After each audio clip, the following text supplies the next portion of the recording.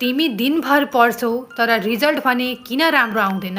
सायद समस्या पढाइमा होइन तिम्रो बानीमा छ। नमस्कार साथीहरू, आज म तपाईलाई टप्पर विद्यार्थीहरूले अपनाउने 5वटा यस्तो बानी बारे बताउँदैछु जसले पढाइलाई धेरै सजिलो बनाउँछ। नम्बर 1, नोट्स लेख्ने बानी। धेरै विद्यार्थीले केवल पढ्छन् तर लेख्दैनन्।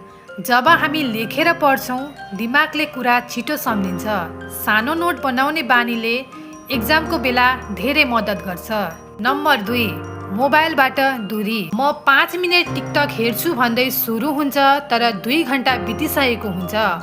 पढ्दा मोबाइल साइलेन्टमा राख्ने वा टाढा राख्ने बानीले फोकस धेरै बढाउँछ।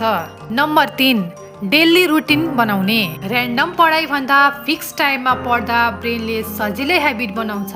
तर दिनमा केवल 2 घण्टा सही तरिकाले पढ्नु र 8 घण्टा डिस्ट्र्याक्सन भएमा पढाइ राम्रो हुन्छ। नम्बर 4, रिभिजन गर्नु। एक पटक पढेर सबै याद हुँदैन। टप्पर विद्यार्थीहरूले बारम्बार रिभाइज गर्छन्। रिभिजन नै स्ट्रङ मेमोरीको सिक्रेट हो। नम्बर 5, आफ्नो लक्ष्य सम्झिनु। जब मोटिभेसन हराउँछ, आफ्नो सपना सम्झिनु। किन पढ्दैछौँ, भविष्यमा के बन्न चाहन्छौँ, त्यही सोचले फेरि उठ्ने शक्ति दिन्छ। याद राख्नुहोस्, सक्सेस एकै दिनमा आउँदैन, तर सानो सानो राम्रो बानीले एक दिन ठुलो सफलता दिन्छ।